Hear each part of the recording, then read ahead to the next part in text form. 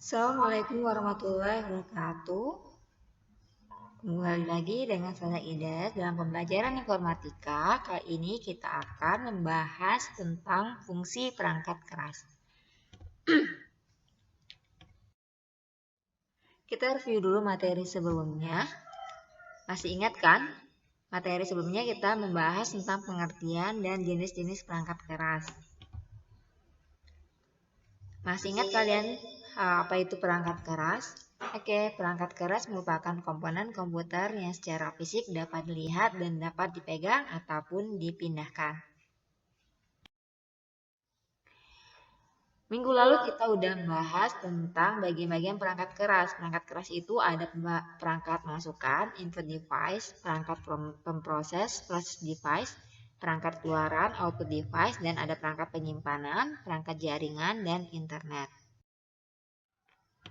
KD-nya hari ini kita masih sama dengan KD minggu lalu, yaitu mengenal pemfungsian perangkat keras dan sistem operasi serta aplikasi. Dan khusus hari ini kita akan membahas tentang fungsi perangkat keras atau hardware. Tujuannya agar peserta didik dapat memahami fungsi perangkat keras. Sebelum kita mulai pelajaran, mari kita berdoa. Semoga kita dapat mengerti pembelajaran kita hari ini. Berdoa mulai. Selesai. Sebelum kita mulai, jangan lupa like dan subscribe dulu ya. Oke, kita masuk ke materi tentang fungsi perangkat keras. Minggu lalu kita sudah membahas tentang perangkat keras masukan, itu bagiannya apa aja, ya. Dan perangkat keras pemrosesan, perangkat keras keluaran, perangkat keras penyimpanan, serta perangkat keras internet dan jaringan.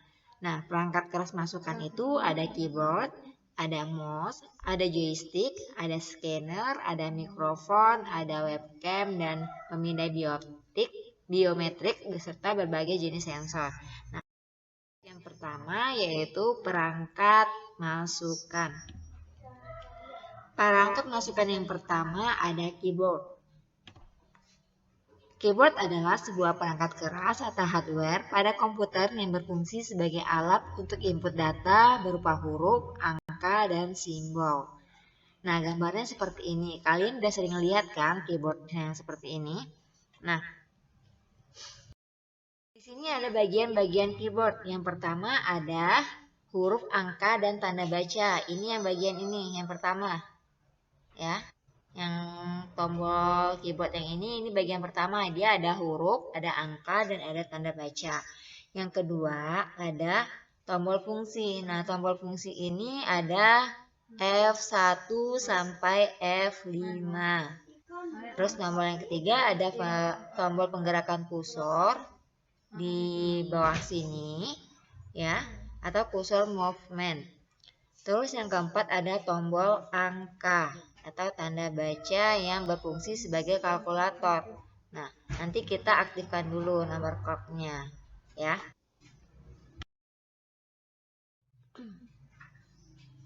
Perangkat masukan yang kedua ada mouse. Kalian udah pada lihat kan mouse itu seperti apa? Nah, mouse adalah sebuah perangkat keras pada komputer yang berfungsi untuk menggerakkan kursor yang tampil pada layar monitor. Nah, di mouse ini ada dua. Di sini ada yang sebelah kiri dan sebelah kanan. Nanti kita bisa mengklik kiri dan klik kanan.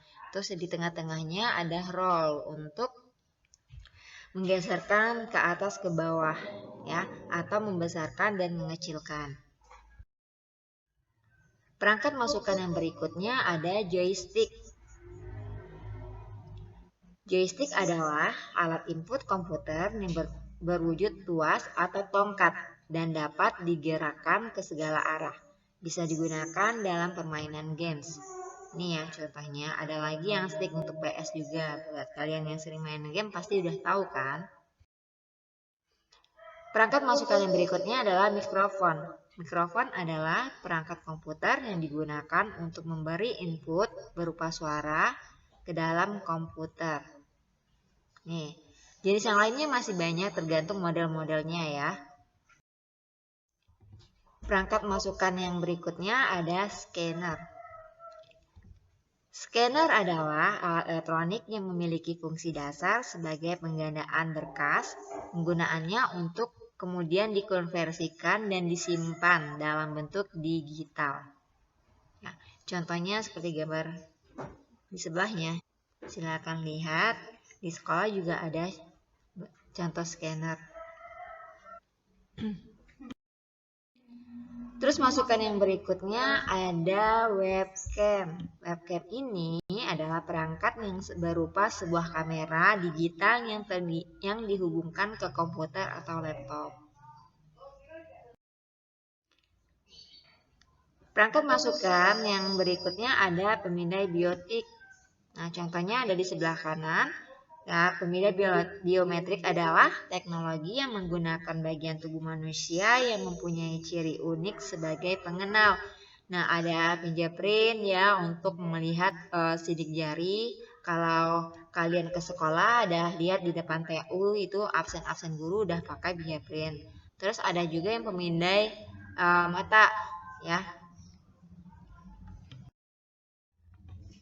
Terus masukan berikutnya ada berbagai jenis sensor. Sensor yang pertama sensor gerak, ada sensor utara, ada sensor cahaya, ada sensor jarak, ada juga sensor ultrasonik, ada sensor suhu, ada sensor ketinggian permukaan air, dan ada sensor zat kimia.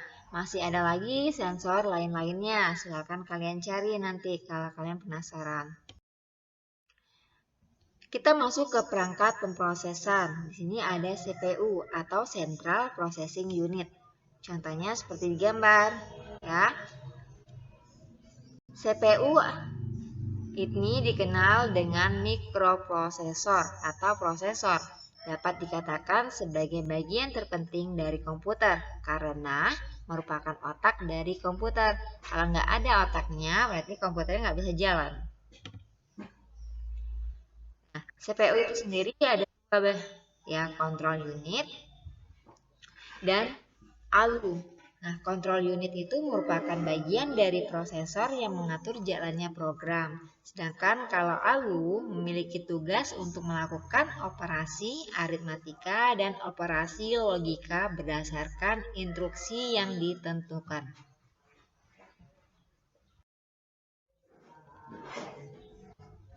Perangkat pemroses berikutnya ada motherboard. Motherboard ini disebut juga dengan mainboard, merupakan perangkat komputer yang berfungsi sebagai tempat perangkat-perangkat internal seperti prosesor, ada memori, ada kartu grafis, ya, ada LAN, LAN card, dan lain-lainnya yang terhubung dengan motherboard. Selain berfungsi sebagai tempat untuk menempatkan perangkat-perangkat yang lain, motherboard berfungsi sebagai penyedia jalur koneksi atau bus atau aliran data dari satu perangkat dengan perangkat yang lain. Oleh karena itu, selain dilengkapi dengan slot-slot, motherboard juga dilengkapi jalur-jalur koneksi yang memungkinkan perangkat-perangkat yang ada berkomunikasi satu dengan yang lainnya. Perangkat pemproses berikutnya ada kartu grafis, ya, ada atau disebut dengan VGA card. VGA card ini adalah peralatan komputer yang berfungsi mengubah sinyal gambar dalam bentuk piksel. Kartu grafis memungkinkan data dalam bentuk digital ditampilkan dalam bentuk gambar di layar monitor. Perangkat pemrosesan berikutnya ada kartu suara atau sound card. Contohnya seperti yang digambar. Nah, kartu suara ini adalah peralatan komputer yang berfungsi untuk mengubah sinyal digital menjadi analog atau sinyal suara, dan sebaliknya mengubah sinyal suara menjadi sinyal digital. Nah, sehingga memungkinkan data suara seperti lagu-lagu dengan format MP3 dan lainnya ya, dan suara dari video yang diputar di komputer dapat didengar melalui speaker. Kalau nggak ada kartu suara, maka dia tidak akan mengeluarkan suaranya. Perangkat keluaran, kita masuk ke perangkat keluaran. Perangkat keluaran yang pertama ada monitor. Nah, monitor ini adalah perangkat keluaran yang sangat penting ya, karena kalau tanpa ada monitor kita tidak bisa menampilkan hasil yang sudah kita buat. Nah, monitor itu adalah perangkat keras komputer yang berfungsi untuk menampilkan hasil proses komputer dalam bentuk teks, gambar, ataupun video secara visual. Perangkat keluaran berikutnya ada printer. Kalian udah sering lihat kan?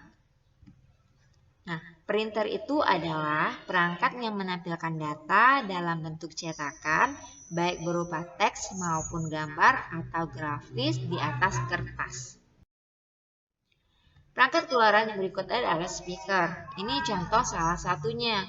Contoh bentuk speaker yang lainnya macam-macam, tergantung model dan perusahaan yang mengeluarkan. Nah, speaker atau pengeras suara memiliki fungsi untuk merubah gelombang elektrik atau listrik menjadi audio atau gelombang suara. Perangkat keluaran yang berikutnya ada proyektor. Ini udah pernah kalian lihat kan waktu PLS kemarin kita menggunakan proyektor. Nah, proyektor itu adalah perangkat yang dapat mengintegrasikan sumber cahaya, sistem optik, elektronik, dan display dengan tujuan untuk memproyeksikan gambar atau video ke layar atau dinding yang membuatnya terlihat lebih besar. Kita masuk ke perangkat penyimpanan. Perangkat penyimpanan yang pertama ada memori. Memori adalah perangkat keras komputer yang berfungsi untuk menyimpan informasi sebelum dan sesudah diproses oleh prosesor. Nah, contohnya seperti gambar di sebelah kanan. Memori terbagi menjadi dua bagian. Yang pertama ada random access memory atau disingkat dengan RAM, digunakan untuk menyimpan program dan data secara sementara ketika program dijalankan dan data diproses. Dan yang kedua ada read only memory atau ROM, digunakan untuk menyimpan perintah-perintah dan data secara tetap. Perangkat penyimpanan berikutnya ada hard disk. Nah, contohnya seperti gambar di sebelah kanan. Hard disk atau disebut dengan HDD merupakan media penyimpanan internal pada komputer. HDD dikenal juga media penyimpanan utama sebuah komputer yang memiliki kapasitas yang berbeda. Kapasitasnya mencapai ukuran terabyte.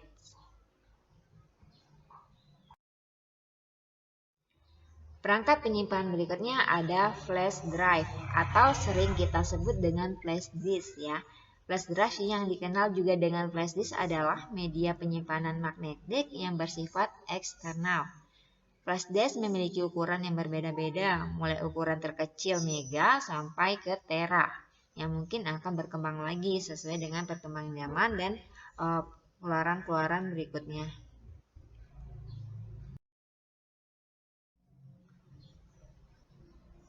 Perangkat penyimpanan CD dan DVD ya. CD dan DVD mungkin bentuknya sama, hanya saja ukurannya lebih besar yang DVD penyimpanannya. Nah, compact disc atau CD dan DVD ini merupakan dua media penyimpanan penggerak atau mobile yang menggunakan teknik optik.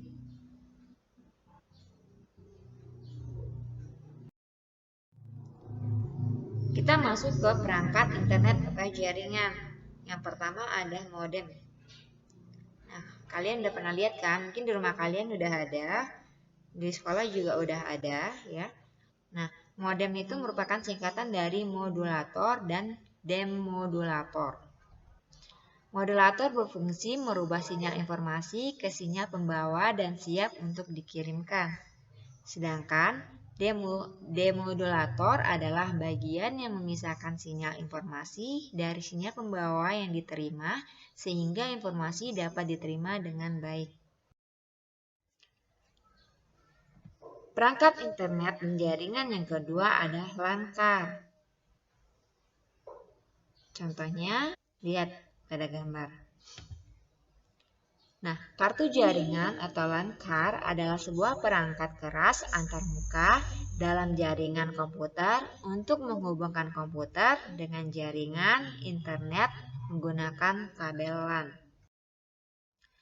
Perangkat internet jaringan berikutnya ada Wi-Fi card.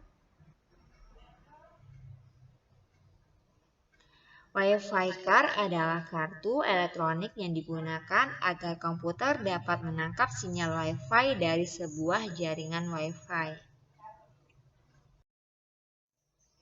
Perangkat internet atau jaringan yang terakhir ada Bluetooth. Bluetooth adalah peralatan yang digunakan sebagai media penghubung yang beroperasi dalam pita frekuensi 2, GHz, memiliki jangkauan relatif rendah dibandingkan dengan Wi-Fi.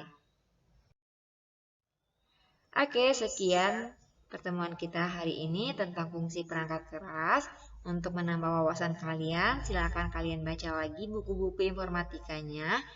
Dan terima kasih sudah menyaksikan dari awal sampai akhir. Semoga bermanfaat. Jangan lupa like, komen, dan subscribe ya.